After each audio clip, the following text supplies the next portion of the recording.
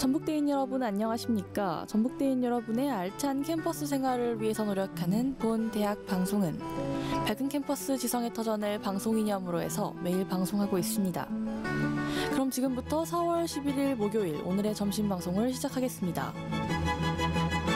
밝은 캠퍼스 지성의 터전 여러분의 전북대학교 방송국입니다. UBS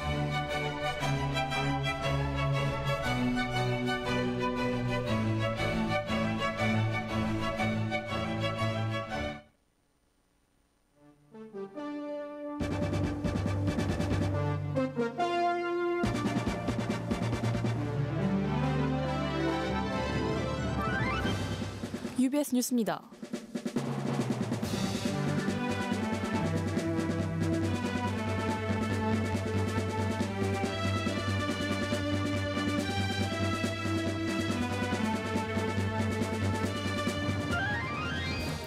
지난 4월 1일 우리 대학 학술문화회관에서 전체 학생 대표자 회의 이하 전학대회가 진행되었습니다.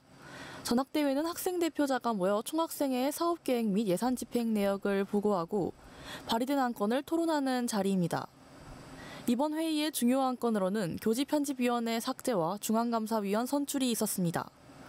이날 제51대 중앙감사위원장은 총 154표 중 68표를 받은 제51대 상과대학 이강산 학생회장이 선출되었습니다. 한편 몇몇 학우들은 학생 대표자의 자격으로 왔음에도 회의에 집중하지 못하는 모습을 보여 아쉬움을 자아내기도 했습니다. 뉴스를 마칩니다. 담당의 김채영입니다. 지금 시각은 1시 13분입니다. UBS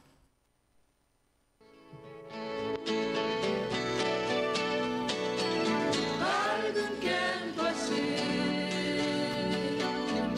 지성의 터전 여러분의 방송국 UBS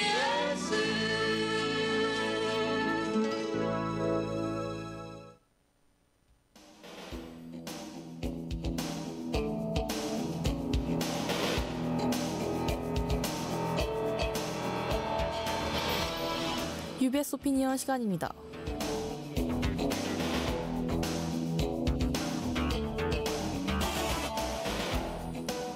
UBS 오피니언 첫 번째 소식입니다. 지난 4일 대학 본부 앞에서 대학 평의원회에 대한 교수회의 주장을 규탄하는 시위가 이루어졌습니다. 대학 교수회가 주장하는 대학 평의원회 구성원에 대한 문제 때문인데요. 대학 교수회는 교수 7명, 강사 1명, 전라북도 도지사 추천 1명, 동문회 1명, 직원 2명, 조교 1명, 학생 1명으로 이루어져야 한다고 말하고 있습니다. 심지어 강사 1명도 시간강사법이 올해 8월 1일부로 전임교원으로 인정되기 때문에 14명 중 8명이 교수라고 할 수 있습니다. 따라서 고등교육법에 명시된 어느 한 단위가 절반을 넘을 수 없다는 조항에 위배되는데요. 이에 대학평의원회 비상대책위원회가 70여 명의 학생을 이끌고 3시 30분부터 대학평의원회 설치 과정이 비민주적이며 독단적인 교수회와 이를 눈감아주는 대학 본본을 규탄해야 한다며 시위를 이어나갔습니다. 학교 운영과 관련된 중요 정책에 관해 결정하는 대학평의원회. 대학평의원회를 구성하기까지 앞으로 4일이 남았는데요. 교수들만의 대학이 아닌 학생들을 위한 민주적인 대학을 만들기 위해 학우들의 관심이 필요합니다. UBS 오피니언 두 번째 소식입니다. 최근 이슈로 떠오르고 있는 김학의 사건. 김학의 사건은 2013년 건설업자 윤중천이 자신의 별장에서 전 법무부 차관이었던 김학의와 여성 30명을 경제적 대가 없이 순전히 폭력과 협박으로 체험제를 먹이고 성관계를 하고 동영상을 찍은 사건인데요. 이에 따라 경찰은 김학의와 윤중천에게 특수강간죄를 적용했으며 윤중천을 마약류 관리에 관한 법률 위반, 건설산업기본법 위반, 배임 등을 추가로 적용했습니다. 그러나 검찰에서는 김학의와 윤중천이 모든 의혹을 부인한다는 점, 영상 속 여성 신원을 특정할 수 없다는 점 등을 이유로 두 사람에 대해 무혐의 결정을 내렸습니다. 하지만 부실 수사와 유착 의혹으로 김학의 사건이 다시 떠오르면서 새롭게 꾸려진 수사단은 지난 4일 사건 당시의 수사팀을 출국을 금지하는 조처를 하고 그에 따른 수사를 진행하고 있습니다. 이 사건이 재조명되기 위해서 피해자들이 직접 나서 진술을 하고 자신의 아픔을 말하기까지 많은 시간이 필요했었는데요. 사건이 묻히지 않게 피해자들의 말에 귀를 기울이고 다시는 이런 사건이 일어나지 않도록 사회적 분위기를 조성해야 할 것입니다.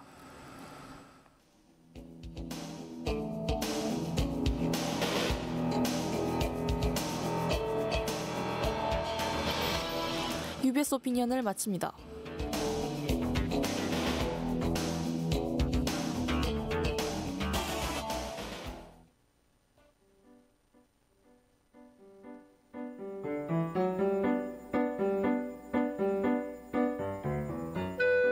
저희 전북대학교 방송국에서는 매주 월, 화, 수, 목, 주 4회 1시 10분부터 1시 50분까지 오디오 생방송을 진행하고 있습니다.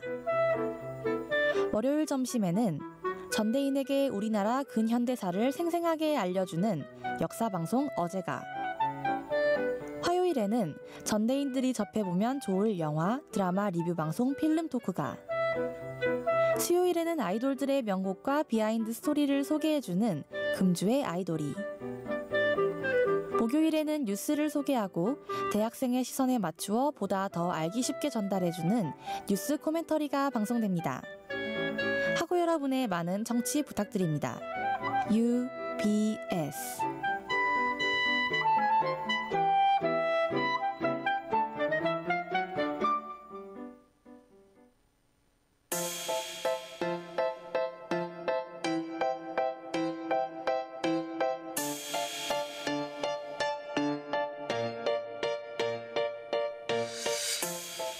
시청자 여러분 안녕하십니까?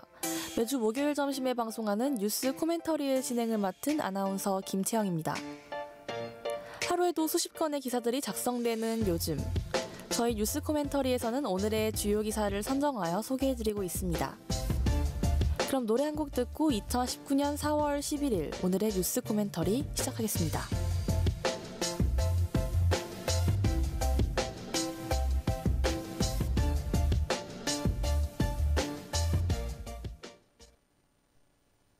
잠깐 누가 시간을 좀 멈춰봐. 블랙핑크의 Don't Know What to Do 듣고 오셨습니다. 벌써 학교 곳곳에 꽃이 잔뜩 피었어요. 이제 비로소 봄이 온 게 실감나기도 하는데요. 더워지기 전에 가까운 곳이라도 다녀오시는 건 어떨까 싶습니다. 그럼 첫 번째 뉴스 소개해드리겠습니다. 대형 산불 고성, 속초, 강릉, 동해, 인제 재난사태 선포. 정부는 4일 대형 산불이 발생한 강원도 일원에 5일 오전 9시를 기해 재난사태를 선포했다. 재난사태가 선포된 지역은 강원도 고성군, 속초시, 강릉시, 동해시, 인제군 일원이다. 정부는 사태 조기 수습을 위해 가용자원을 신속하게 투입해 피해를 최소화할 필요가 있다고 판단해 재난사태를 선포한다고 설명했다. 정부는 산불 피해 지역 주민을 위해 긴급 생활안정 지원 대책을 마련하는 한편 사상자에게는 장례치료 지원, 재난심리 지원 서비스 등을 제공할 계획이다. 그럼 노래 한 곡 듣고 김지희 기자의 코멘터리 들어보겠습니다. 치즈의 Everything To입니다.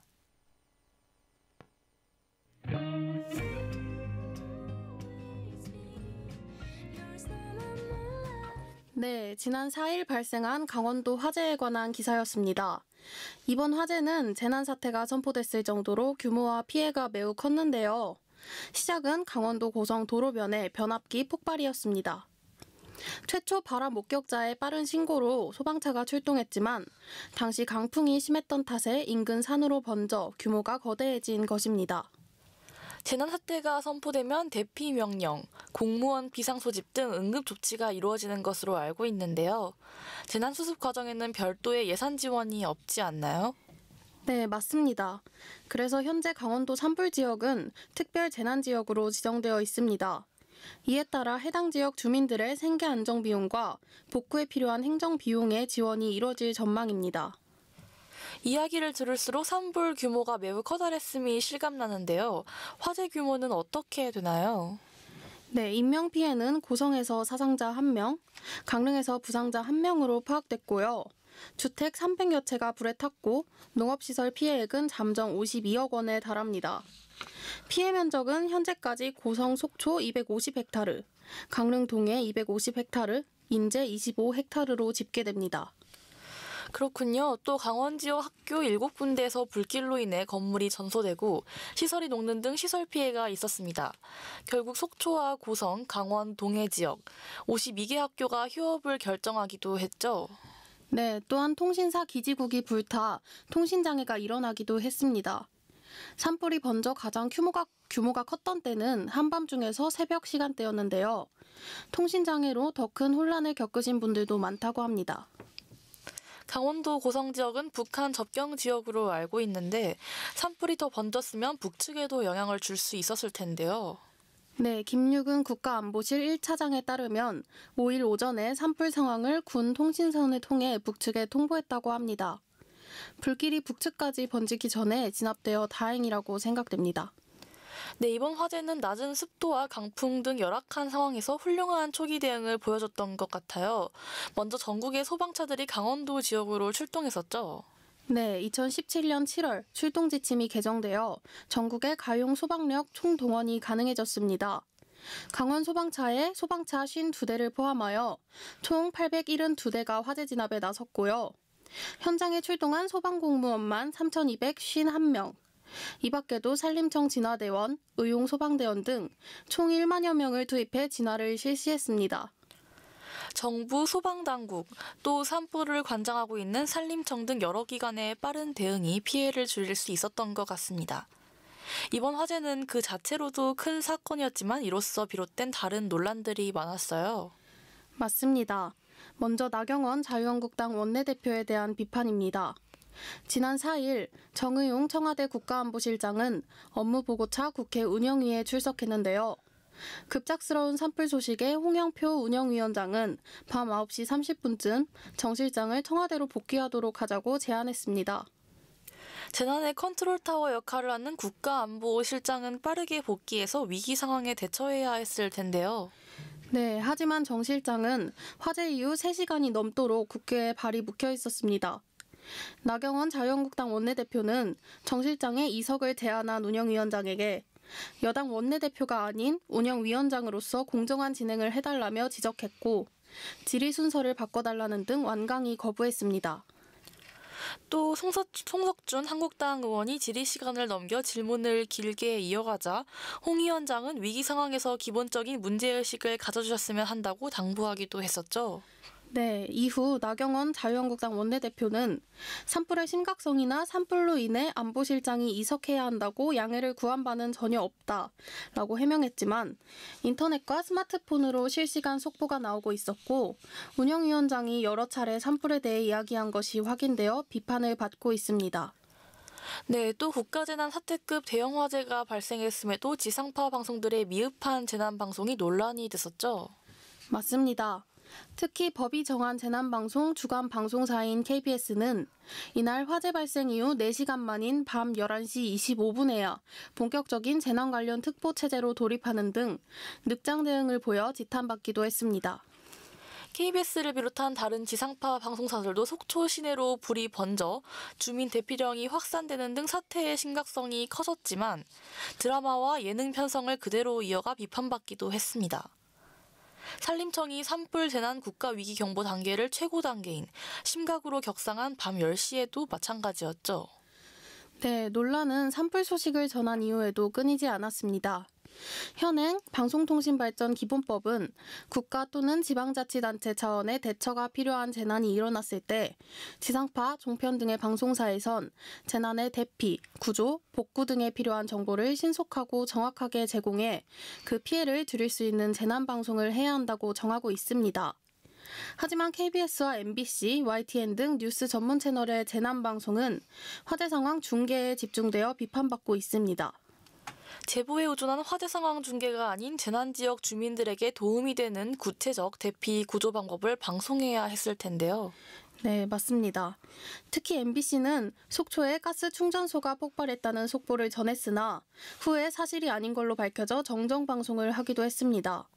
속보 경쟁에서 발생한 오보였죠. 네, 실시간 뉴스 속보를 기다렸던 재난지역 주민과 시청자들은 SNS를 통해 화재 상황과 대피 정보 등을 확인해야 했었죠. 또 장애인을 위한 수어 통역을 지원한 방송사가 한 곳도 없었어요. 맞습니다. 특히 재난방송 주간방송사인 KBS는 노약자, 심신장애인 및 외국인 등 재난 취약계층을 고려한 재난정보전달 시스템을 의무적으로 구축해야 하지만 가장 기본적인 수어 통역조차 지원하지 않았습니다. 네, 이에 따라 청와대 국민청원 게시판에는 국가적 재난 발생 시 각 방송사에서는 진행 중인 방송을 모두 중단하고 해당 재난에 대한 속보 방송을 편성하길 요청한다 하는 청원이 올라오기도 했었죠. 네, 그렇습니다. 또 소방관 국가직 전환에 관한 이야기가 다시금 화두에 오르기도 했습니다. 소방관의 수는 물론 예산이 절대적으로 부족해 소방관에 대한 처우 개선이 필수적인 상황입니다. 네, 지방직이 아닌 국가직 공무원으로의 전환을 통해 좀 더 확실한 예산 편성이 이루어져야 할 필요가 있습니다. 지난 2017년 정부는 추가 경정 예산안에 공무원 증원으로 예산 80억 원을 편성했습니다. 그동안 인력 충원이 시급했던 소방관, 경찰관, 사회복지사, 집배원, 119 구조대원 등의 충원을 이야기했는데요. 자유한국당을 비롯한 야3당의 반대에 부딪혔습니다. 네, 당시 이장우 자유한국당 의원은 현재 놀고 먹는 공무원이 너무 많다는 우려가 나온다라는 발언을 하여 공분을 사기도 했죠. 네, 또 지난해 11월 국회 행정안전위원회 법안심사 소위는 소방관 국가직화를 위한 4가지 법률 개정안을 상정했지만 이에 반대하는 의원들이 자리를 뜨면서 정족수 미달로 의결에 이르지 못했습니다. 네, 이에 홍익표 더불어민주당 의원은 올해 하반기 국회에서 법안을 통과시키겠다며 의지를 표명하기도 했었죠. 반면 이번 화재 상황에서 발휘된 시민의식이 화제가 되기도 했어요. 맞습니다. 배달원들은 오토바이를 타고 직접 시민을 구조하기도 했고요. 전국 각지에서 구호품을 보내거나 모금운동을 벌이고 있습니다. 또 SNS를 통해 가족을 찾아주기도 하고 반려동물과 대피하는 방법 등을 공유하는 등 많은 도움을 주고 있습니다.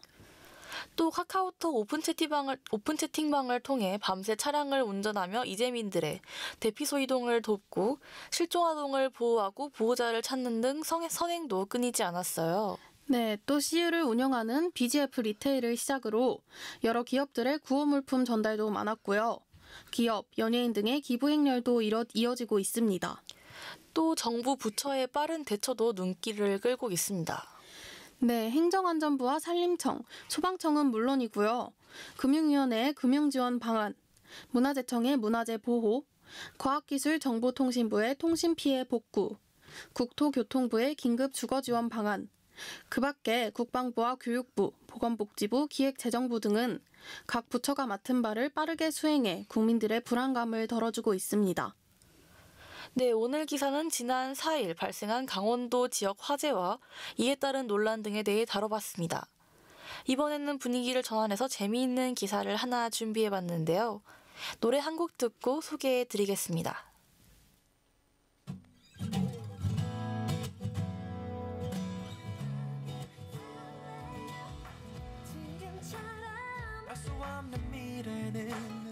네, 아이유의 티처 듣고 오셨습니다.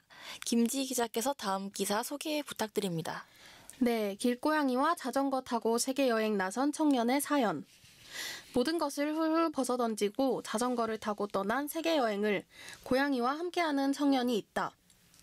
지난 2일 영국 데일리 메일은 스코틀랜드 출신의 청년 딘 니콜슨의 흥미로운 세계 여행기를 사진과 함께 전했다. 용접공으로 일하던 그가 모든 것을 버리고 세계여행을 위해 길을 나선 것은 지난해 9월. 여행 중 들려온 고양이의 울음소리를 시작으로 반려묘와 함께한 세계여행이 시작되었다. 네, 특이하게도 세계여행 중에 반려동물을 만났다는 기사네요. 노래 한 곡 듣고 기사에 관한 이야기 나누어 보겠습니다.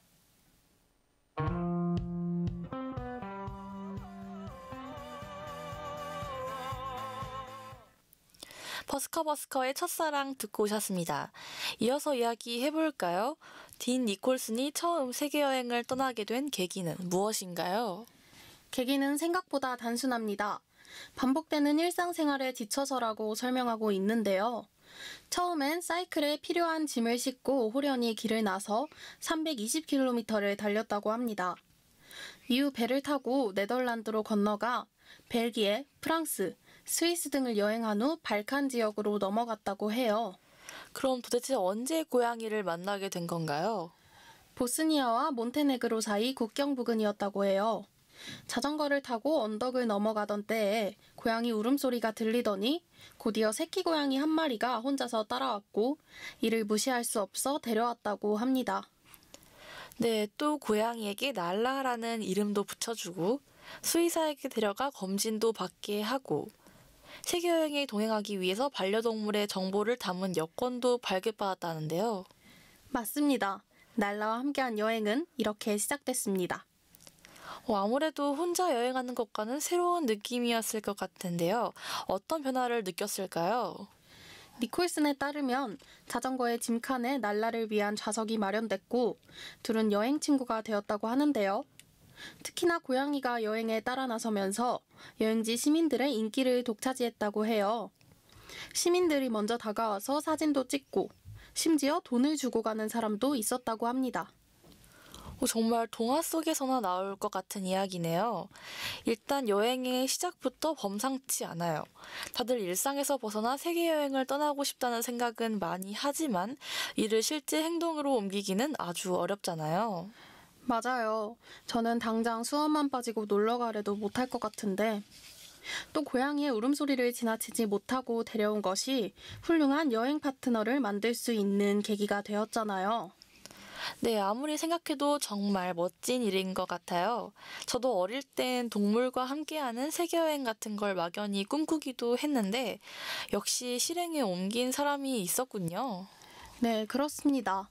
저는 어릴 땐 동물을 무서워해서 별로 와닿지 않았는데 딱 올해를 기점으로 강아지나 고양이 같은 친숙한 동물들은 무서워하지 않기 시작했거든요. 그래서 저도 날라처럼 친한 동물이 있었으면 좋겠고 같이 놀러도 다니고 싶네요. 저도 동감입니다. 지금까지 고양이와 함께 세계여행을 다니는 니콜슨에 관한 기사였습니다. 오늘의 코멘터리 김지희 기자와 함께했습니다. 고맙습니다.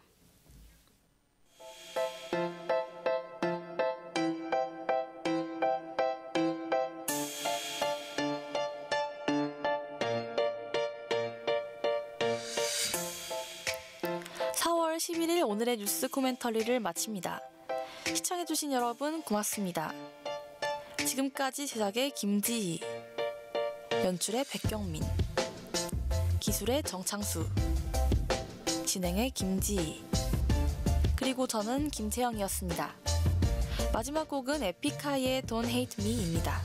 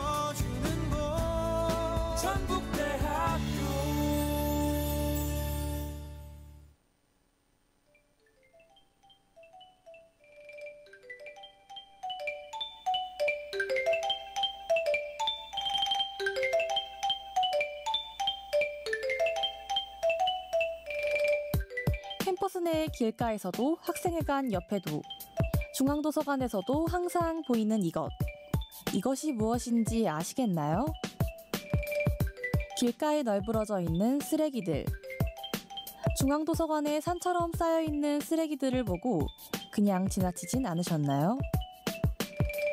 분리수거함이 있는데도 불구하고 그 옆에 쌓여있는 쓰레기들을 보진 못하셨나요? 내가 무심코 버린 쓰레기, 분리수거를 하지 않고 쌓아두는 것이 캠퍼스를 오염시킬 수 있다는 사실. 자신의 행동을 돌아보며 한 걸음 실천하는 것부터가 깨끗하고 쾌적한 캠퍼스의 시작입니다. 쓰레기들로 캠퍼스가 아파하는 일이 없는 그날까지 전대하고 여러분들의 쾌적하고 깨끗한 캠퍼스 생활을 응원합니다. 지금까지 UBS 캠페인이었습니다.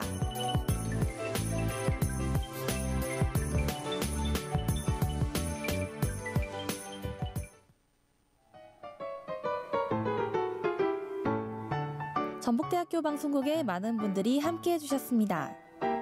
강마루 회덮밥에서 1인 식사권을, 마이마이 치킨에서 5,000원 할인 쿠폰을, 모두랑 떡볶이에서 떡볶이 2인분 세트 교환권을, 수라청에서 1인 식사권을, 심쿵다방에서 아메리카노 교환권을, 엉터리 생고기에서 1인 식사권을, 이삭토스트에서 햄치즈 토스트 교환권을, 인앤아웃에서 아메리카노 교환권을 드립니다. 밝은 캠퍼스 지성의 터전, 여러분의 전북대학교 방송국입니다. UBS.